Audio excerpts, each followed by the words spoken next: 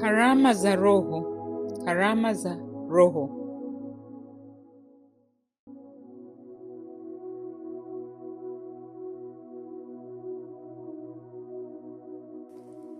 Mwongozo wa kufundisha Biblia kuendana na roho ya unabii. Nukuu na Grace Mohammad Masaka, maarifamtandaoni.com au rohoyaunabii.org. Karama za Roho. Sabato alasiri Agosti 1. Somo la 6, karama za Roho.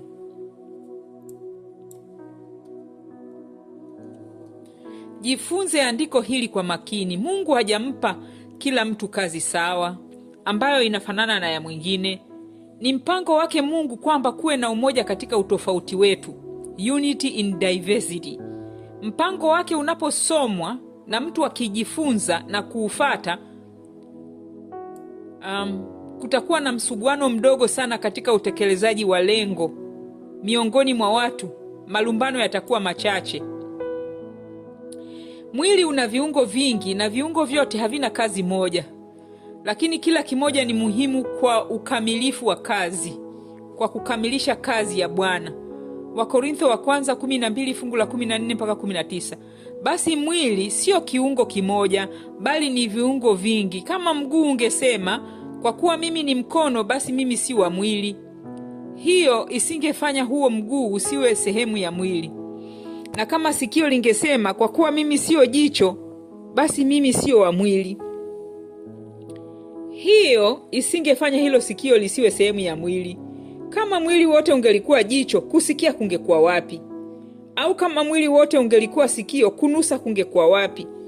Lakini kama ilivyo, Mungu ameweka viungo katika mwili, kila kimoja kama alivyopenda yeye. Kama vyote vingekuwa kiungo kimoja, mwili ungekuwa wapi? Basi ninyi ni mwili wa Kristo, na kila mmoja wenu ni kiungo cha huo mwili.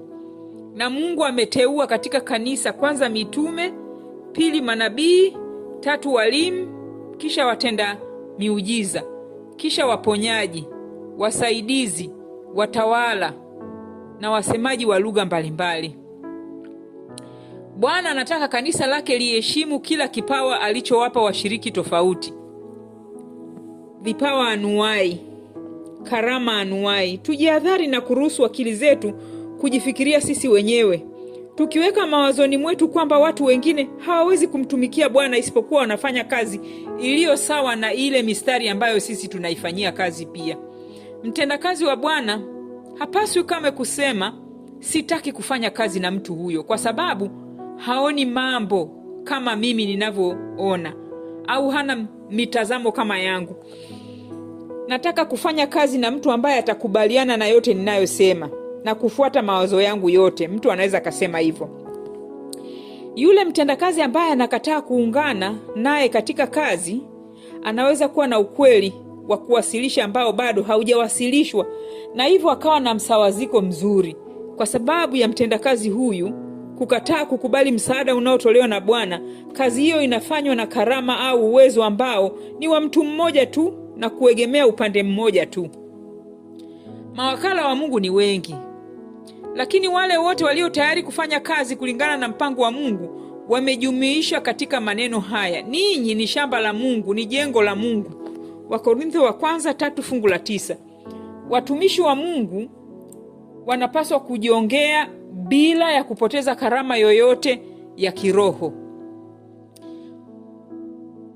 Mapenzi yao binafsi yanapaswa kuachwa, na wakati wa Mungu utakapofika, fimbo itachanua maua kama vile fimbo ya Haruni ilivyochanua maua katika Hesabu 17. Kitabu cha Hesabu 17. Hakuna mtu anayeweza kujua muundo wa kazi hiyo ya Bwana, ila watumishi wa Mungu wanapaswa kuwa watu wenye utayari kila wakati na wepesi, na wenye uwezo wa kuelewa mwenendo, mbinu, njia na mapenzi ya kiongozi wao. This Day with God, ukurasa 31. Jumapili Agosti 2. Aina za karama. Vipaji ambavyo Kristo anakabidhi kwa kanisa lake vinawakilisha hasa karama na baraka zinazotolewa na Roho Mtakatifu. Maana mtu mmoja kwa Roho apewa neno la hekima, na mwingine neno la maarifa, apendavyo Roho yeye yule.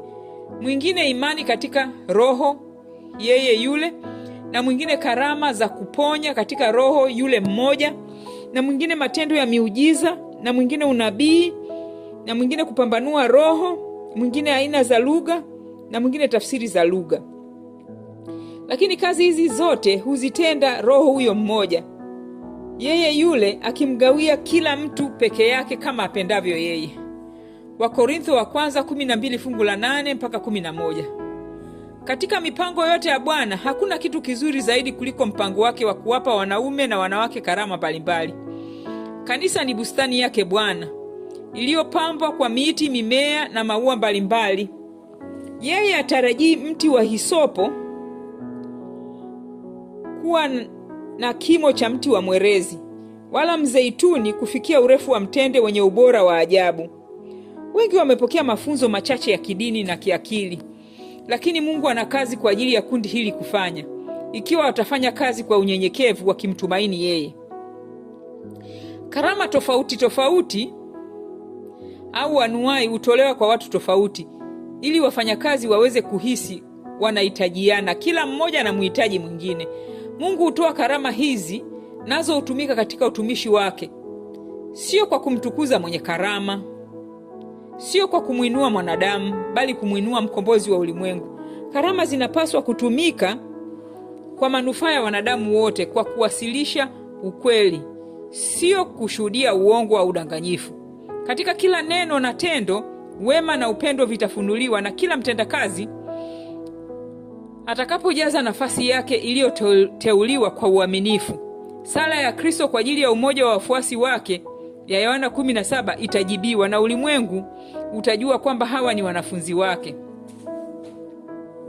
Hukumu itakapo, wengi watashangazwa na makadirio ya Mungu ya tabia. Watatambua kwamba Mungu haoni kama mwanadamu anavyoona, kwamba yeye hahukumu kama mwanadamu anavyohukumu. Mwenyezi Mungu anasoma moyo. Yeye anajua nia zinazochochea kitendo, na anatambua na kupongeza kila juhudi ya uaminifu inayofanywa kwa ajili yake. Bwana hutumiwa vipawa mbalimbali katika kazi yake. Mtendakazi yoyote asifikirie kwamba karama au vipawa vyake ni bora kuliko vya mtendakazi mwingine. Acha Mungu awe mwamuzi. Yeye anawajaribu na kuwakubali watendakazi wake, na anaweka makadirio yaliyo ya haki juu ya sifa zao.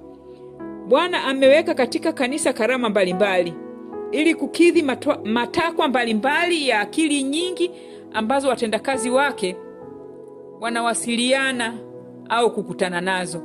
Bwana amempa kila mtu kazi yake, na kila mtu anapaswa kuifanya kazi ambayo Bwana amempa. Watu wote hawana karama zile zile au haiba au hulka zile zile. Wote wanahitaji kuhisi kila siku nguvu ya Roho Mtakatifu inayobadilisha watu, ili waweze kuzaa matunda mengi kwa ajili ya Bwana. Sio yule anayehubiri Injili ndiye aletaye ufanisi unaofanya juhudi zake zipate mafanikio. Ni mtendakazi asiyeonekana, yani Bwana mwenyewe, anayesimama nyuma ya mhudumu, anayeleta usadikisho na uongofu kwa Roho. You shall receive power, ukurasa 210. Jumatatu Agosti 3. Umoja kupitia utofauti wetu. Paulo anawasihi Waefeso kudumisha umoja na upendo. Migawanyiko kanisani inaaibisha dini ya Kristo mbele ya ulimwengu na kuwapa maadui wa ile kweli nafasi ya kuhalalisha mwenendo wao. Muungano wa waumini na Kristo kama matokeo ya kawaida utasababisha muungano kati yao, kifungo ambacho ni cha kudumu zaidi duniani. Sisi ni wamoja katika Kristo kama vile Kristo alivyo umoja na Baba. Ni kwa muungano binafsi na Kristo, kwa ushirika naye kila siku na kila saa, ndipo tunaweza kuzaa matunda ya Roho Mtakatifu. Ukuaji wetu katika neema, furaha yetu na manufaa yetu, yote hutegemea muungano wetu na Kristo na kiwango cha imani tunachoonyesha kwake. Neno na Roho wa kweli akikaa mioyoni mwetu atatutenganisha na ulimwengu. Kanuni zisizobadilika za ukweli na upendo zitaunganisha moyo, na nguvu ya muungano itakuwa kulingana. Mzabibu una matawi mengi, lakini ingawa matawi yote ni tofauti, huwa hayagombani. Lakini utofauti katika huo utofauti kuna umoja. Matawi yote hupata lishe yao kutoka kwenye chanzo kimoja. Huu ni mfano wa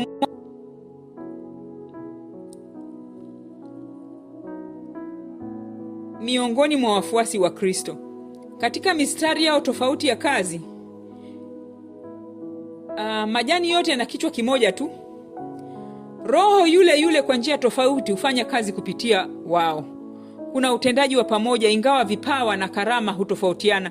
Mungu anamwita kila mmoja afanye kazi yake aliyopewa kulingana na uwezo aliopewa.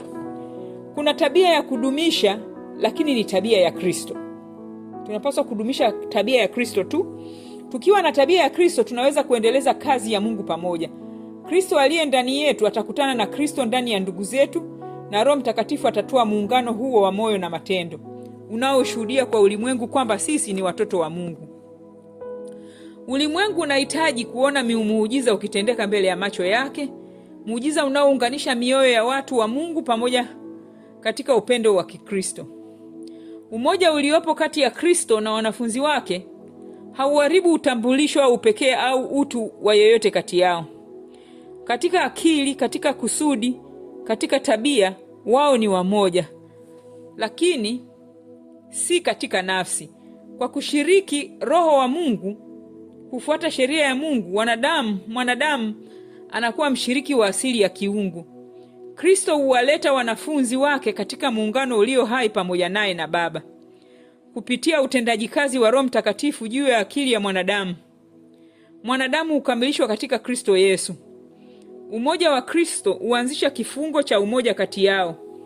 Umoja huu ndio uthibitisho ulio na ushawishi zaidi kwa ulimwengu wa ukuu na wema wa Kristo na wa nguvu zake za kuondoa dhambi. Our Father Cares, ukurasa wa 38. Jumanne, Agosti 4, njia bora zaidi. Ninaangalia na kusubiri ujio wa Bwana wangu. Sihitaji tu kusubiri na kukesha na kuomba, lakini lazima nifanye kazi kwa bidii zaidi pia. Kila tendo la maisha yetu katika shughuli zetu za mahusiano na biashara na wanadamu wenzetu linapaswa kuongozwa na sheria ya Mungu, nasi hatuwezi kutoka nje ya njia ya haki na sahihi kuhusiana na wanadamu wenzetu chini ya hali yoyote, kwani Bwana hata muunga mkono au kumtegemeza mwanadamu yoyote kwa dhambi zake ambazo zinaweza kumdhuru jirani yake. Tukiwa na nyuso zetu zikielekea mbinguni, tukimtolea Mungu maombi yetu, tukikuza upendo usio na ubinafsi kwa wanadamu wenzetu, kwa sababu tuna upendo mkuu kwa Yesu Kristo ambaye amewanunua watu kwa damu yake mwenyewe, sisi tunainuka juu ya majaribu makali na yenye hila, kumtegemea Bwana kwa unyenyekevu ndio tegemeo na dhamana yetu na nguvu zetu. Nafsi yangu umngoje Mungu, aliye nuru ya uso wangu na Mungu wangu. Zaburi 62 fungu la 5, Zaburi 43 fungu la 5. Katika kila kisa cha wale ambao tunashirikiana nao, tunapaswa kuwatendea kwa ungwana, upole na heshima kubwa, kwa sababu hawana mengi ya kufanya maisha yao yawe na furaha. Na kwa sababu wanahitaji msaada, nafsi hizi ni za thamani sana kuchezewa, kwani ni mali ya Mungu iliyonunuliwa. Wale wanaopuuzwa kama wanyonge, Bwana atawaona wakiwekwa mahali pa juu ikiwa wanamtumaini yeye. Neema ya Mungu huwachukua watu jinsi walivyo na hufanya kazi kama mwalimu au mwelimishaji kwa kutumia kila kanuni ambayo watajipatia elimu ya pande zote au nyanja zote. Ushawishi thabiti wa neema ya Mungu hufundisha roho kufuata njia ya Kristo, na kila shauku kali, kila sifa yenye kasoro ya tabia hufanyiwa kazi na ushawishi unaoumba wa roho ya Kristo, hadi nguvu mpya ya nia ijazwe na Roho Mtakatifu wa Mungu kwa mfano wa Mungu. Usisahau kamwe kwamba mawazo huzalisha matendo. Matendo yanayorudiwa huunda mazoea, na mazoea huunda tabia, Kisha katika kuzingatia mambo yale yaliyo madogo, hatutakuwa na hofu kwamba mambo makubwa yatatiwa madoa au yatachafuliwa na kuharibika. Biblia inapaswa kuwa kanuni ya uzima. Ni jambo la kustajabisha machoni pa ulimwengu wa mbinguni kwamba watu wanaofundisha neno la Mungu hawatendi ukweli kila wakati. Wachache hutambua maana ya kuwa mkamilifu katika Kristo Yesu, ambaye ndiye mapenzi ya Mungu yaliyofunuliwa. Neno lake halidharauliwi pale tunapolileta katika maisha yetu ya kivitendo ili kuunda tabia ambazo zitakuza tabia bora. The Upward Look, ukurasa wa 89. Siku ya Jumatano, Agosti 5. Kipawa cha lugha. Kukawatokea ndimu zilizogawanyika na kama ndimi za moto uliowakalia kila mmoja wao juu ya kichwa chake. Wote wakajazwa na Roho Mtakatifu, wakaanza kunena kwa lugha nyingine kama Roho alivyowajilia kutamka. Matendo 2 fungu la 3 na fungu la 4. Roho Mtakatifu alichukua umbo la ndimi za moto na kushuka juu ya wale waliokusanyika. Hii ilikuwa ishara ya karama zilizotolewa kwa wanafunzi wakati huo, kitu ambacho kiliwawezesha kuzungumza kwa ufasaha lugha ambazo hawakuzifahamu hapo awali. Kuonekana kwa moto kuliashiria bidii kubwa ya kazi, ari, usongo ambayo mitume wangekuwa nayo na nguvu ambayo ingeambatana na kazi hiyo. Na walikuwako Yerusalemu Wayahudi wakikaa, watu wataua, watu wa kila taifa chini ya mbingu. Wakati wa kutawanyika, Wayahudi walikuwa wametawanyika karibu kila sehemu ya ulimwengu unaokaliwa na wanadamu, na huko uhamishoni walipokuwepo walikuwa wamejifunza kuzungumza lugha mbalimbali.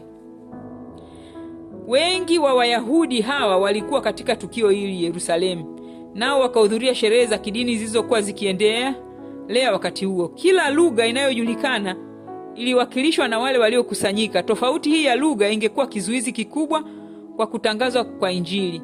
Hivyo kwa njia hiyo ya kimiujiza, Mungu alijaliza upungufu wa mitume. Roho Mtakatifu aliwafanyia kile ambacho hawangeweza kukitimiza wenyewe katika maisha yao yote. Sasa wangeweza kutangaza ukweli wa Injili yote, wakizungumza kwa usahihi lugha za wale waliokuwa wakifanya kazi kwa ajili yao. Karama hii ya miujiza ilikuwa ushahidi mkubwa kwa ulimwengu kwamba agizo lao lilikuwa na muhuri wa mbingu, lilikuwa limeidhinishwa na Bwana. Kuanzia wakati huu na kuendelea, lugha ya mwanafunzi ilikuwa safi, rahisi na sahihi, iwe walizungumza kwa lugha yao ya asili au kwa lugha ya kigeni. You shall receive power, ukurasa 204. Baadhi ya watu wanayo mengi ya kusema kuhusu karama, na mara nyingi jinsi ambavyo hutumika kiuhalisia waswa, hujitoa kwa hisia za kipumbavu, za msisimko na kutoa sauti zisizoeleweka ambazo wanaziita ni karama ya kunena kwa lugha. Na kundi fulani linaonekana kuvutiwa na maonyesho haya ya ajabu. Roho ngeni na ya kushangaza hutawala kundi hili ambalo humkandamiza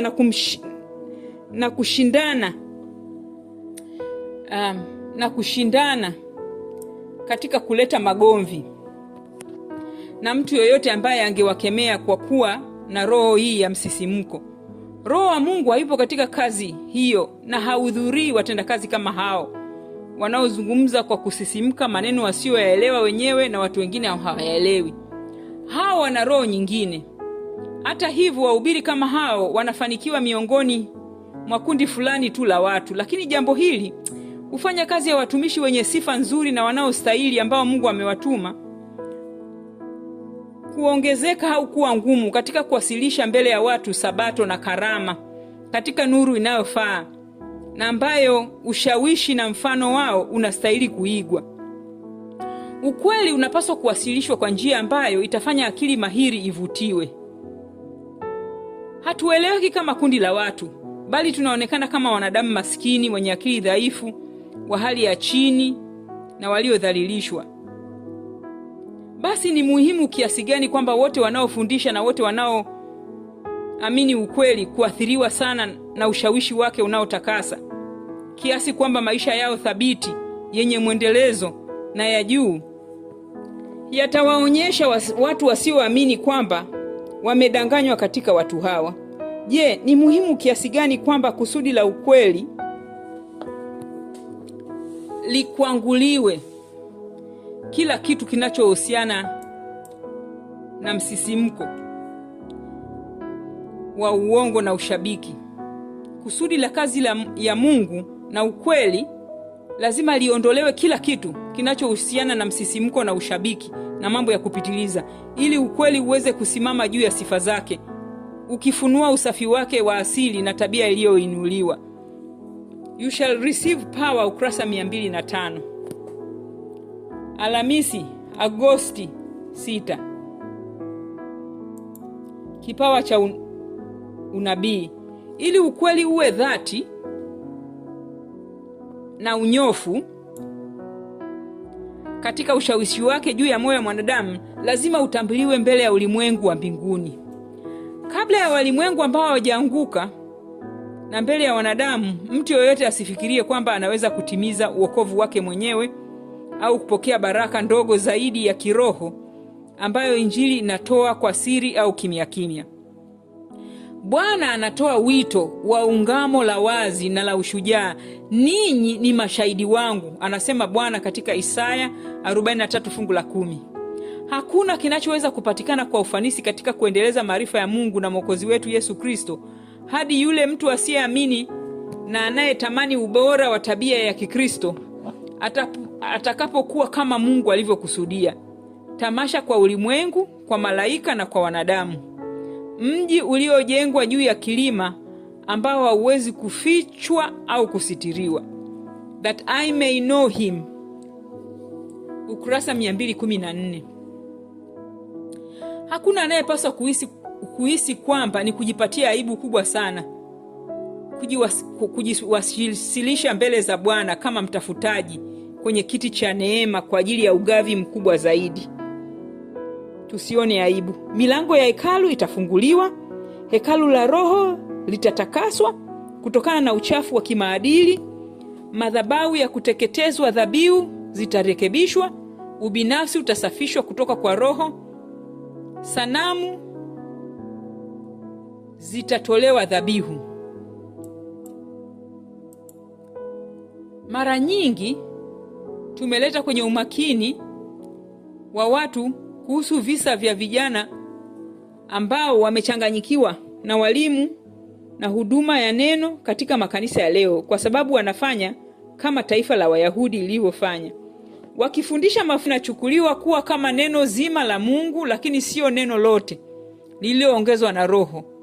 Mwenye hekima mmoja anahoji baadhi ya sehemu zake, na mwenye hekima mwingine anayedhaniwa kuwa ni mtu mwema anahoji kitabu kingine cha Biblia, na mwingine anahoji sehemu fulani. Na ukafiri unanyemelea katika mahali pasiri kwenye akili za vijana. Muda si mrefu ujuzi wa ukweli unadhoofika na imani yao inachanganyikiwa, nao hawajui kipi cha kuamini.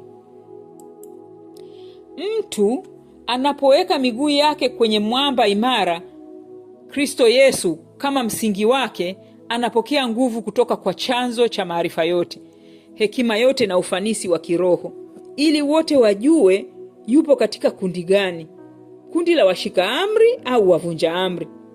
Anashika bendera ya Mfalme Emmanuel inayoelea juu ya kichwa chake, basi haitashindwa kuondoa kutokuwa na uhakika wote na kuwapa wote kuelewa kwamba tunashika amri za Mungu na tuna ushuhuda wa Yesu Kristo. Upendo wa Yesu Kristo una nguvu inayotuzuia. The Upward Look, ukurasa 370. Kisa cha nchi za mbali. Kisa cha nchi za mbali kinazungumza, kilianza wiki iliyopita. Kinasema Wahindi wa Davis huko Guyana, sehemu ya pili, na Michael Campbell. Kwa kuwa missionary Davis wa Guyana hakuweza kuandika kwenye shajara yake ya mwisho mwenyewe, alimwambia kiongozi amwandikie kwa niaba yake. Mungu amebariki sana, hasa katika safari hii. Nilikuwa misheni huko katika mto wa Paruima na katika mlima Tulamengi, na kisha tukafika mlima Roraima. Nilikuwa nimemaliza tu kuanzisha misheni mpya nilipougua. Kituo hiki kilianzishwa rasmi mnamo Juni 25 mwaka 1911, ambayo ni misheni ya kwanza ya Waadventista wa Sabato katika eneo hili la Guyana. Akiwa kitandani mwake akichungulia kaburi, Davis aliahidi kwamba mtu angerudi tena na kuwafundisha watu. Alifariki Julai 31 mwaka 1911. Hii ni kama miaka 100 sasa imepita, kutokana na homa ya malaria ambayo ilikuwa mtu anakojoa mkojo mweusi, wanaita black water fever, na akazikwa na Chifu Jeremia katika mlima wa Roraima.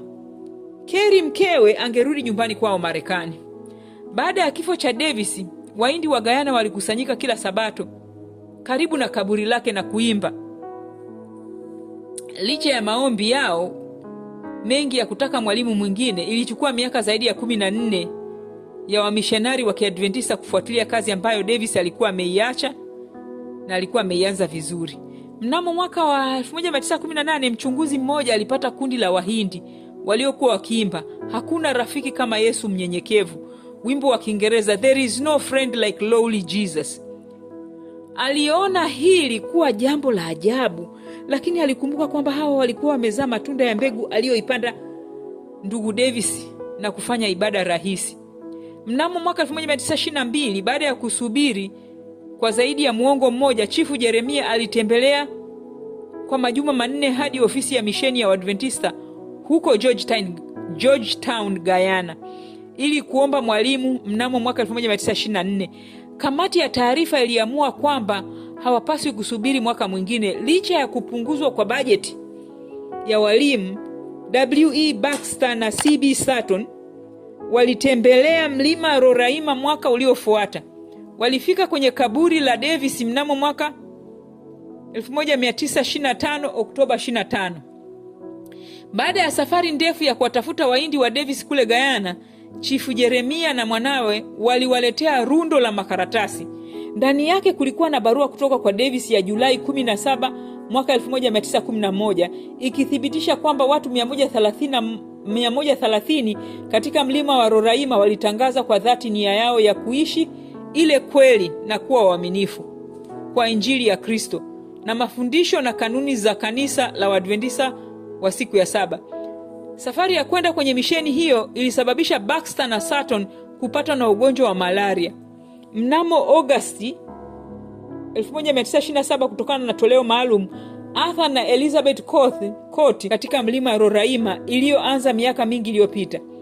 Kifo cha Davis kiliwashtua Waadventista na kikatumika kama ukumbusho endelevu kwamba walipaswa kutimiza agizo la Injili katika maeneo ya mbali. Leo hospitali ya Waadventista yenye vitanda 54 huko Georgetown, Guyana imepewa jina kwa heshima ya missionary Davis. Pia mnamo mwaka 1956 shule ya mafunzo ya Wahindi wa Davis huko Paruima ilianzishwa na nyingine huko Kamarang ikawa sehemu ya misheni ya mlima Roraima mwanzoni mwa miaka ya 1980. Iliripotiwa kwamba kulikuwa na Waadventista zaidi ya 1500 miongoni mwa Wahindi wa Davis. Mwalimu wangu anaitwa David alituambia kwamba watu wanaojifunza kuhusu tamaduni za watu wanaitwa sociologist walikwenda huko, walikuwa wanashangaa sana hawa watu wanapata ndoto kuhusu mambo mbalimbali ya vitu vinavyokuja mbeleni. Lakini siku hizi wakienda huko wamesema kwamba watu wengi hawapati hizo ndoto tena. Ndoto hizo zimekoma. Wakauliza ni sababu gani? Wakasema hawajui kwamba siku hizi kwa nini wazipati ndoto kama walivyopata ndoto kwamba Davis atakuja kuwafundisha kuhusu Kristo. Wakasema sababu pekee ambayo tunaona kwamba siku hizi hatupati ndoto kama zamani ni kwamba pengine wakati wa mwisho umefika karibu sana, wala hatuna habari, hatuna sababu ya kuambiwa kuhusu mambo yanayokuja mbeleni wakati tumefika mwisho kabisa. Asanteni jamani.